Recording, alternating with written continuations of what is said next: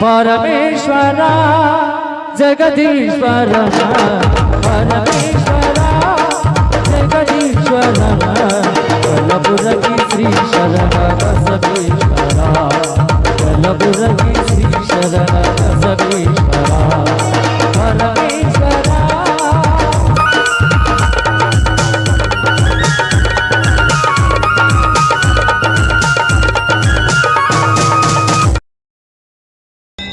त्रिजन्म पाप संहारम् एकबिल्वं शिवार्पणम् त्रिशाखैः बिल्वपत्रैश्च अच्छिद्रैः कोमलैः शुभैः तव पूजां करिष्यामि एकबिल्वं शिवार्पणम् कोटिकन्या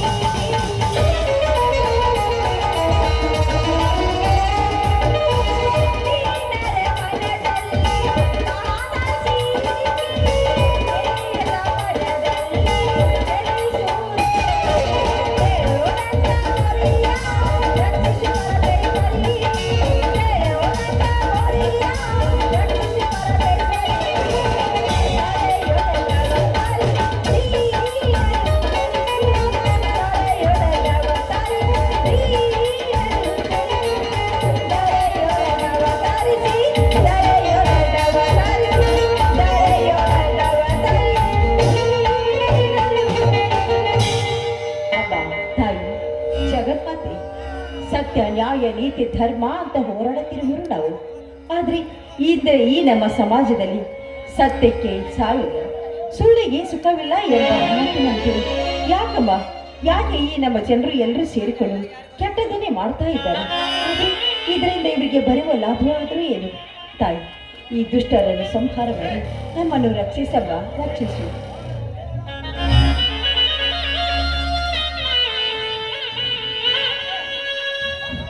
ಅಣ್ಣ ಅಣ್ಣ ಗಂಗಾ ಏಕಮ್ಮ ಅಣ್ಣಂದರು ಕಾಣ್ತಾ ಇಲ್ಲ, ಎಲ್ಲಿಗೆ ಹೋಗಿರೋರು? ಮೊದಲು ಪ್ರಸಾದ ಕೊಡ್ತೀನಿ, ಸ್ವೀಕಾರ ಮಾಡೋದಂತೆ ಬನ್ನಿ.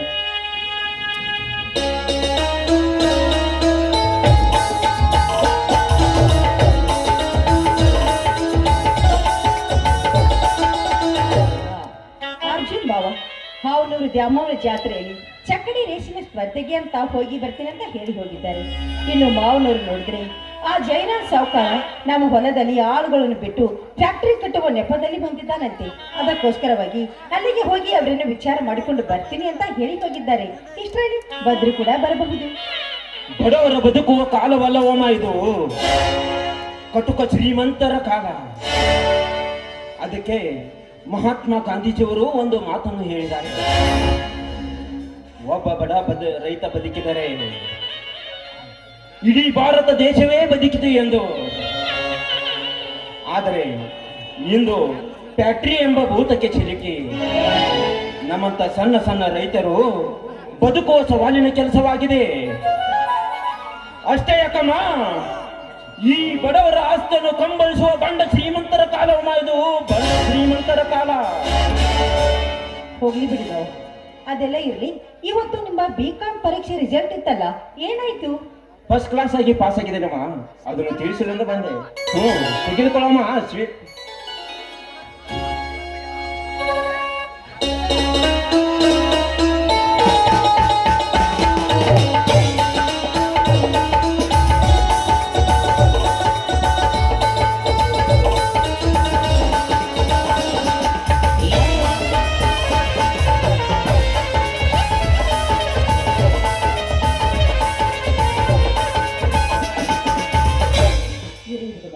ಆ ದೇವರು ಯಾವತ್ತಿದ್ರು ನಿಮಗೆ ಒಳ್ಳೆಯದನ್ನೇ ಮಾಡಲಿ. ದೇವರು ಎಲ್ಲಿರೋನಮ್ಮ ನಿನ್ನ ದೇವರು? ಗರ್ಭದ ಗುಡಿಯಲ್ಲಿ ಕಲ್ಲಾಗಿ ಕೂತಿ ಬಿಟ್ಟಿದ್ದಾನೆ ಆ ನಿನ್ನ ದೇವರು. ಬಡವರ ಕಷ್ಟವನ್ನು ಕೇಳಿದರು ಕೇಳಿದ ಹಾಗೆ ಕಣ್ಣು ಮುಚ್ಚಿ ಕುಳಿತು ಬಿಟ್ಟಿದ್ದಾನೆ ಆ ನಿನ್ನ ದೇವರು.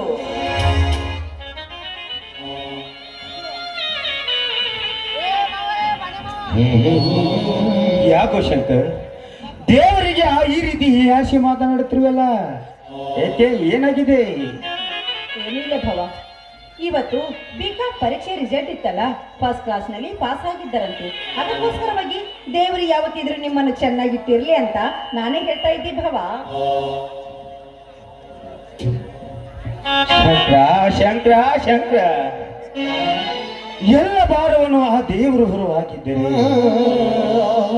ನಾವು ಏಕೆ ಮನುಷ್ಯರಾಗಿ ಹುಟ್ಟಬೇಕಿತ್ತಪ್ಪ ಈ ಭೂಮಿ ಮೇಲೆ? ಈ ಭೂಮಿ ಮೇಲೆ ಹುಟ್ಟಿದ ಪ್ರತಿಯೊಂದು ಜೀವಿಗೂ ಕಷ್ಟ ಸುಖ ಎಂಬುದು ಜೋಡಿತಿರ ಚಕಡಿಯ ಗಾಲಿಗಳಿದ್ದಂತೆ ಸಹೋದರ, ಗಾಲಿಗಳಿದ್ದಂತೆ.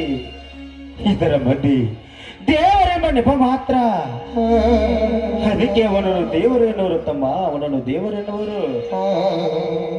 ಅಣ್ಣ, ತಂದೆ ತಾಯಿಗಿಂತ ಮಿಗಿಲಾದ ದೇವರು ಯಾರಿಲ್ಲ ಅಂತ ಹೇಳಿದ್ದಾರೆ ಬಲ್ಲವರು.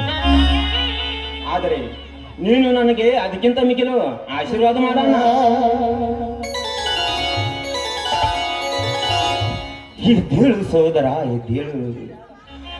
ಆ ತಾಯಿ ದುರ್ಗಾಮತಿಯ ಆಶೀರ್ವಾದ ಸದಾ ನಿನ್ನ ಮೇಲೆ ಇರಲಿ. ಭಾವ, ನಿಮ್ಮ ಓದಿಗೆ ಅನುಗುಣವಾಗಿ ನೀವು ಯಾವುದಾದ್ರೂ ಒಂದು ಒಳ್ಳೆ ನೌಕರಿಯನ್ನು ತೆಗೆದುಕೊಂಡ್ರೆ ಜನ್ಮ ಸಾರ್ಥಕವಾಗುತ್ತಲ್ವೇ? ನೌಕರಿ? ನಮ್ಮಂತ ಬಡವರಿಗೆ ಎಲ್ಲಿ ಬರ್ಬೇಕಮ್ಮ ನೌಕರಿ? ಈ ಹದಿಗಟ್ಟು ಕೊಳುತು ನಾರುತ್ತಿರುವ ರಾಜಕಾರಣಿ ರಾಕ್ಷಸರೇ ತುಂಬಿಕೊಂಡಿರುವಾಗ ನಮ್ಮಂತ ಬಡವರಿಗೆ ಎಲ್ಲಿಂದ ಸಿಗಬೇಕಮ್ಮ ನೌಕರಿ?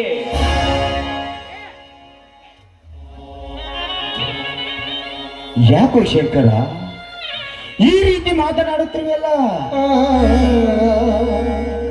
ಡಾಕ್ಟರ್ ಅಂಬೇಡ್ಕರ್ ಅವರು ಬೀದಿ ದೀಪದ ತಲೆಗಡೆ ಕೂತಿಕೊಂಡು ಓದಿ ಈ ಭಾರತದ ಸವಿರತ್ನ ಇರಿಸಿಕೊಂಡರು.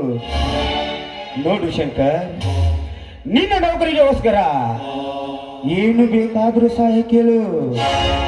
ಅದನ್ನು ಮಾಡಲಿಕ್ಕೆ ನಾನು ಮತ್ತು ನಿಮ್ಮ ಅಣ್ಣ ಅರ್ಜುನ್ ಇಲ್ಲವೇನು? ಅರ್ಜುನ್ ಇಲ್ಲವೇ? ಅಣ್ಣ, ಆಡು ಹಸಿದಿದೆ ಅಂದರೆ ಇಡೀ ಕಾಲನ್ನು ಇಟ್ಟು ಅದರ ಹಸಿವು ನೀಗಿಸಬಹುದು. ನಮ್ಮಂತ ಬಡವರಾದರೆ ಆನೆ ಹಸಿದು ಬಂದು ನಿಂತರೆ ಆ ಹಸಿವನ್ನು ನೀಗಿಸಲು ಸಾಧ್ಯವಿಲ್ಲ ಅಣ್ಣ. ಹೋಗ್ಲಿ ಬಿಡಣ. ಆ ಜೈರಾಜ್ ಸೌಕರ್ನ ಆಳುಗಳು ನಮ್ಮ ಹೊಲಕ್ಕೆ ಬೇಲಿ ಹಾಕಲಕ್ಕೆ ಹತ್ತಿದ್ರಂತಲ್ಲ, ಏನಾಯ್ತು ಆ ವಿಷಯ?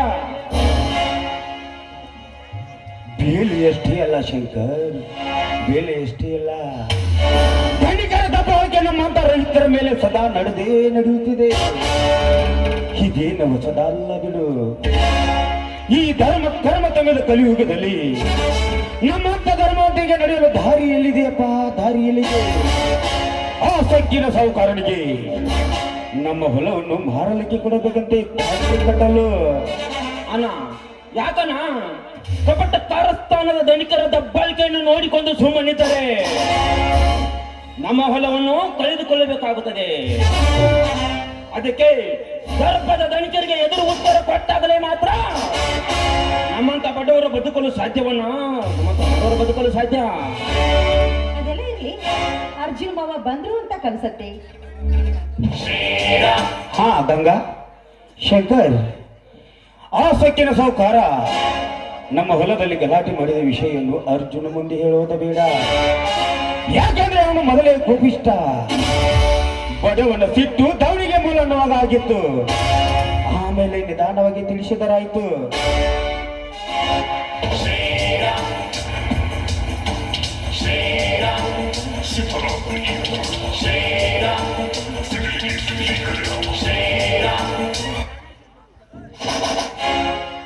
ಯಾಕಣ್ಣ ಎಲ್ಲರೂ ಏನು ವಿಚಾರ ಮಾಡುವಂತೆ ಕಾಣ್ತಾ ಇದೆ? ಏನು ಇಲ್ಲ ಅರ್ಜುನ, ಏನು ಇಲ್ಲ.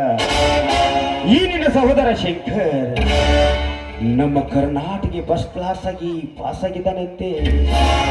ಅದೇ ವಿಷಯ ಮಾತನಾಡುತ್ತಾ ನಿಂತಿರುವೆ. ಅಷ್ಟರಲ್ಲಿ ನೀನು ಬಂದಿ ನೋಡು ಸಹೋದರ, ಅಷ್ಟರಲ್ಲಿ ನೀನು ಬಂದೆ. ನನಗೆ ಆಶೀರ್ವಾದ ಮಾಡೋಣ. ಎದ್ದೇಳು ಶಂಕರ್, ಎದ್ದೇಳು. ಇಷ್ಟು ದಿನ ನೀನು ಸಾಲಿ ಕಲಿತು ನಿನ್ನ ಜೀವನ ಸಾರ್ಥಕವಾಯಿತು. ಅಷ್ಟೇ ಅಲ್ಲ ಶಂಕರ್, ನಿನ್ನ ಅಣ್ಣ ಅರ್ಜುನಿಗೆ ಬೆಷ್ಟದಂತೂ ಸಂತೋಷವಾಯಿತು.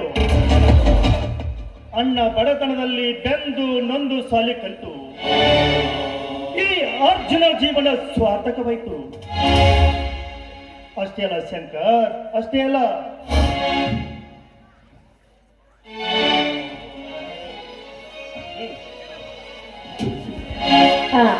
ಅದರಲ್ಲಿ ಬಾಬಾ, ನೀವು ಹಾವನೂರ ದ್ಯಾಮವ್ವನ ಜಾತ್ರೆಗೆ ಚಕ್ಕಡಿ ರೇಸಿನ ಸ್ಪರ್ಧೆಗೆ ಅಂತ ಹೋಗಿದ್ರಲ್ಲ, ಏನಾಯ್ತು ವಿಷಯ? ಗಂಗಾ, ನನ್ನ ತಮ್ಮ ಅರ್ಜುನ್ ಯಾವತ್ತು ಸೋಲನ್ನೋದೇ ಅಲ್ಲ. ಹಾ ಅರ್ಜುನ್, ಶಂಕರ್ ನಮ್ಮ ಜಿಲ್ಲೆಗೆ ಫಸ್ಟ್ ಕ್ಲಾಸ್ ಆಗಿ ರ್ಯಾಂಕ್ ಆಗಿ ಪಾಸ್ ಆದ ಖುಷಿಯಲ್ಲಿ ನಾವೆಲ್ಲರೂ ಕೂಡಿ ಒಂದು ಗೀತೆಯನ್ನು ಹಾಡೋಣ ಬನ್ನಿ. ಜೀವಿನ ಗೂಡು ನಾವಿಲ್ಲ, ನೀರಿಯಾದರೆ ಜೀವಿಲ್ಲ. ಜೀವಿನ ಗೂಡು ನಾವಿಲ್ಲ, ನೀರಿಯಾದರೆ ಜೀವಿಲ್ಲ.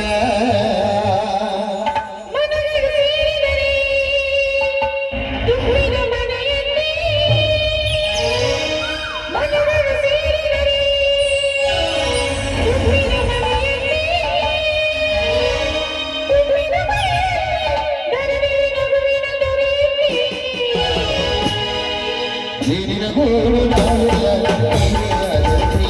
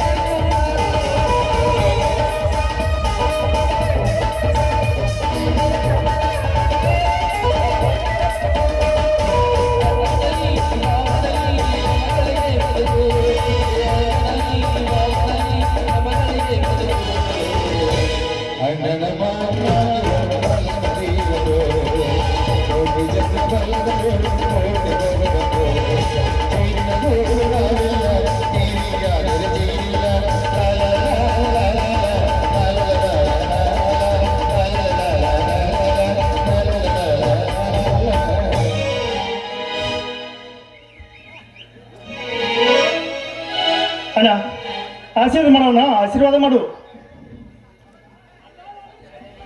ಎದ್ದೇಳು ಶಂಕರ್, ಎದ್ದೇಳು.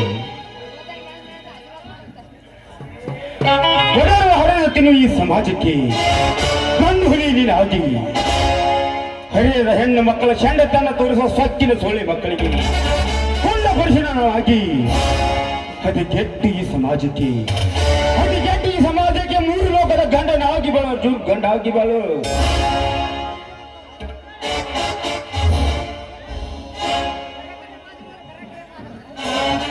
ಹೌದಾನ?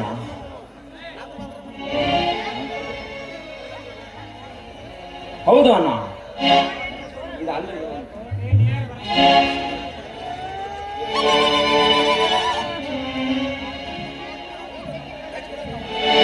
ಅತ್ತಿಗೆ ಗಂಗಾ, ಹೊಟ್ಟೆ ಹಸ್ತಾ ಇದೆ, ಊಟಕ್ಕೆ ಏನು ಮಾಡಿದೆಯಾ? ಒಳಗಡೆ ಹೋಗಿ ಊಟಕ್ಕೆ ರೆಡಿ ಮಾಡ್ತೀನಿ ಬಾವ, ಈಗಲೇ ಮಾಡ್ತೀನಿ. ಅರ್ಜುನ್, ನಿನಗೆ ಒಂದು ವಿಷಯನು ಹೇಳಬೇಕಪ್ಪ, ಒಂದು ವಿಷಯನು ಹೇಳಬೇಕು. ನೀನು ಸಮಾಧಾನದಲ್ಲಿ ಮಾತ್ರ ಕೇಳ್ತೇನೆಂದ್ರೆ ನಾನು ಹೇಳುತ್ತೇನೆ. ನೋಡು ಅರ್ಜುನ್, ಆ ಸೊಕ್ಕಿನ ಸೌಕಾರ ದೇಸಾಯಿಗೆ ಅವನ 300 ಎಕರೆ ಹೊಲದಲ್ಲಿ ಫ್ಯಾಕ್ಟ್ರಿ ಕಟ್ಟಲು ನಮ್ಮ ಹೊಲದಿಂದ ಅವನಿಗೆ ದಾರಿ ಬೇಕಂತೆ. ಅದಕ್ಕೆ ನಮ್ಮ ಹೊಲವನ್ನು ಮಾರಲಿಕ್ಕೆ ಕೇಳಿದಪ್ಪ, ಅದರ ದುಪ್ಪಷ್ಟು ಹಣ ಕೊಡುತ್ತೇನೆ ಎಂದು. ಆದರೆ ಅವನಿಗೆ ನಾನು ಒಪ್ಪದೆ ಸಣ್ಣ ಧೈರ್ಯದಿಂದ ನಾನು ತಡೆದೆ. ಆದ ಕಾರಣ ಆ ಸೊಕ್ಕಿನ ಸೌಕಾರ ತನ್ನ ಆಳುಗಳನ್ನು ಕರೆದು ತಂದು ನನ್ನ ಮೇಲೆ ದಬ್ಬಾಳಿಕೆ ಮಾಡಿದಪ್ಪ, ದಬ್ಬಾಳಿಕೆ ಮಾಡಿದ. ಆದರೆ ನಾನು ಅವನಿಗೆ ಶೆಟ್ಟು ಹೊಡೆದು ಆ ಆಳುಗಳನ್ನು ಕಟ್ಟಿ ಹಾಕಿ ಬಂದಿದ್ದೇನೆ. ನೀನು ಸಮಾಧಾನದಿಂದ ಈ ನ್ಯಾಯದ ವಿಚಾರ ಮಾಡಬೇಕು.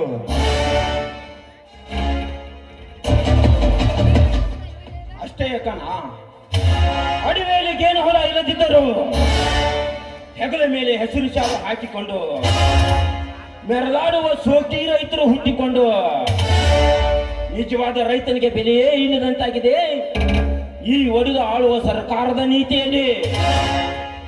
ಹೌದು ಶಂಕರ್, ಹೌದು, ನಿನ್ನ ಮಾತು ಸತ್ಯ.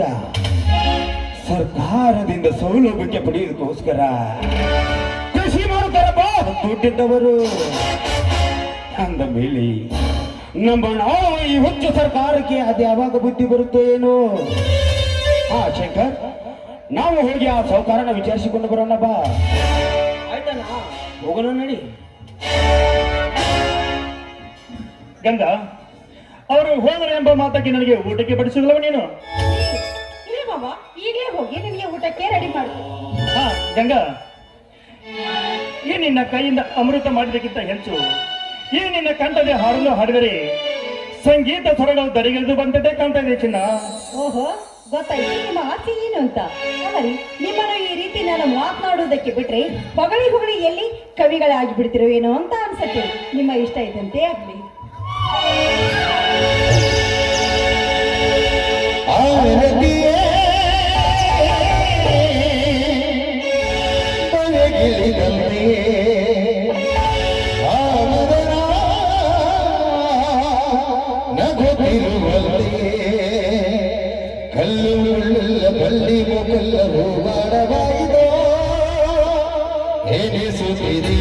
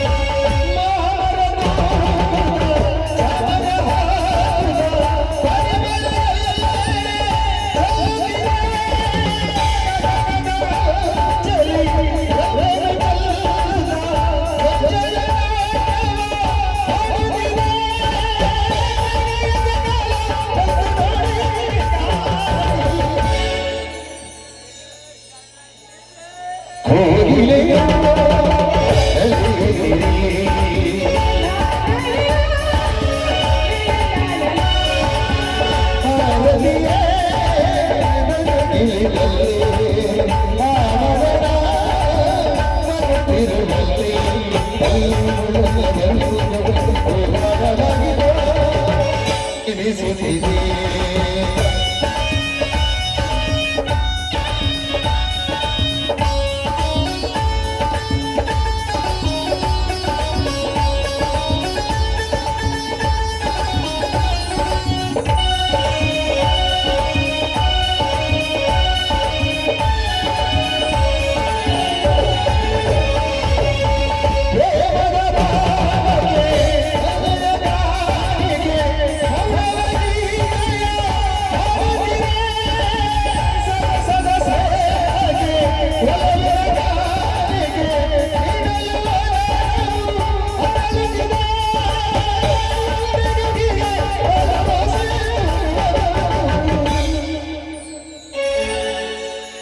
ಪ್ರೇಮಿಗಳು